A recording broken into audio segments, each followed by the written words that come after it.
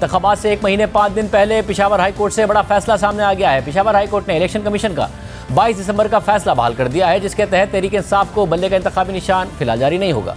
13 जनवरी तक election commission इंतखाबी उम्मीदवारों को इंतखाबी निशान जारी कर देगा और इससे पहले तहरीक इंसाफ के हक में अगर फैसला नहीं आया तो तहरीक इंसाफ की मुश्किलात बढ़ जाएंगी। मुल्क भर से उसके उम्मीदवार मुख्तलिफ निशानात के साथ इंतखाबात में हिस्सा लेंगे और उन्हें मखसूस नशिस्तें भी नहीं मिलेंगी। इस हवाले से 9 जनवरी को पेशावर हाई कोर्ट का डिवीजन बेंच अहम समाअत करेगा, मगर तहरीक इंसाफ सुप्रीम कोर्ट से रुजू करने का भी इशारा दे रही है। इलेक्शन कमीशन ने 22 दिसंबर को तहरीक इंसाफ के इंट्रा पार्टी इंतखाबात को कलअदम करार दिया था और कहा था कि तहरीक इंसाफ को बल्ले का इंतखाबी निशान नहीं मिलेगा, मगर तहरीक इंसाफ ने इलेक्शन कमीशन के इस फैसले के खिलाफ पेशावर हाई कोर्ट में अपील दायर की, जिस पर 26 दिसंबर को जस्टिस कामरान हयात मियां खेल ने इलेक्शन कमीशन के फैसले पर स्टे ऑर्डर जारी कर दिया था। इसके बाद ये इम्कान पैदा हो गया कि तहरीक इंसाफ बल्ले के निशान पर इंतखाबात में हिस्सा लेगी, मगर फिर इलेक्शन कमीशन ने पेशावर हाई कोर्ट के 26 दिसंबर के फैसले को चैलेंज कर दिया और अदालत से दरख्वास्त की कि 9 जनवरी तक डिवीजन बेंच की दरख्वास्त पर समाअत तक सिंगल बेंच का स्टे ऑर्डर खत्म किया जाए। और फिर आज पेशावर हाई कोर्ट के जस्टिस एजाज खान ने इलेक्शन कमीशन की दरख्वास्त मंजूर कर ली और 26 दिसंबर का फैसला कलअदम करार दे दिया। पेशावर हाई कोर्ट के जस्टिस एजाज खान ने अपने फैसले में लिखा कि दोनों फरीकैन की जानिब से तफसीली दलाइल सुने गए। इलेक्शन कमीशन के वकील का जोर इस बात पर था कि इस तरह का अबूरी हुक्म देने से पहले उन्हें सुना नहीं गया, और दूसरा ये कि जो अबूरी रिलीफ पीटीआई को दिया गया वो उनको इस केस में बुनियादी रिलीफ देने के बराबर है, जिसकी कानून में इजाज़त नहीं है। और तीसरा ये कि ये अबूरी रिलीफ सिर्फ खैबर पख्तूनख्वा तक महदूद नहीं है, बल्कि इसका इतलाक पूरे मुल्क पर होता है। इसलिए इस तरह की अबूरी रिलीफ जो इब्तिदाई मरहले में ही दे दिया गया है, उससे पहले से तयशुदा इंतखाबात की राह में रुकावटें पैदा हो गई हैं। पेशावर हाई कोर्ट के फैसले के मुताबिक जवाब में पीटीआई के वुकला ने दलाइल देते हुए मौक़िफ़ इख्तियार किया कि इलेक्शन कमीशन ने उन्हें इंतखाबी निशान ना देकर अपने दायरा कार से तजावुज़ किया है, उनके साथ इम्तियाजी सलूक किया जा रहा है, क्योंकि किसी और जमात को इंट्रा पार्टी इंतखाबात कानून के मुताबिक ना करवाने की बुनियाद पर नाअहल करार नहीं दिया गया। उन्होंने ये भी दलाइल दिए कि इलेक्शन कमीशन 26 दिसंबर के अबूरी रिलीफ को वापस लेने के लिए दरख्वास्त दायर करने का मजाज नहीं है, जबकि 26 दिसंबर के अबूरी हुक्म के नतीजे में इलेक्शन कमीशन के काम में कोई रुकावट नहीं पैदा हुई। फैसले के मुताबिक दोनों फरीकैन की कानूनी टीम की जानिब से बहस के दौरान अहम कानूनी सवालात उठाए गए। अलबत्ता उन्हें यह अदालत इस मरहले पर हल नहीं कर सकती है,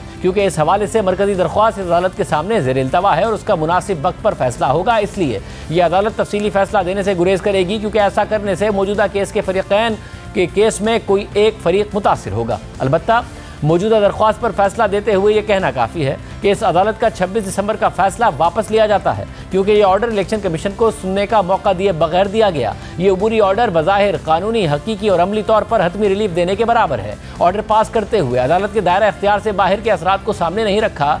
और सबसे आखिरी नुक्ता यह है कि इंतखाबी अमल एक टाइम बाउंड अमल है, यानी हर मरहले का अपने मखसूस वक्त में पूरा होना ज़रूरी है। इसलिए इस ऑर्डर ने बज़ाहिर इलेक्शन के हमवार इनेकाद में रुकावट पैदा कर दी है, जो इलेक्शन कमीशन के नोटिफिकेशन के मुताबिक 8 फरवरी को होने हैं। इन वजूहात की रोशनी में इस अदालत की जानिब से पीटीआई के हक में जारी होने वाला अबूरी हुक्म वापस लिया जाता है और उसके नतीजे में इलेक्शन कमीशन को हिदायत की जाती है कि वो इलेक्शन के अमल को अपने आइनी मैंडेट और सुप्रीम कोर्ट के हुक्म के मुताबिक आगे बढ़ाए, जबकि दरख्वास्त गुजार की जानिब से दायर शिकायत को इस अदालत की जानिब से दी गई तारीख पर सुना और उस पर फैसला दिया जाएगा।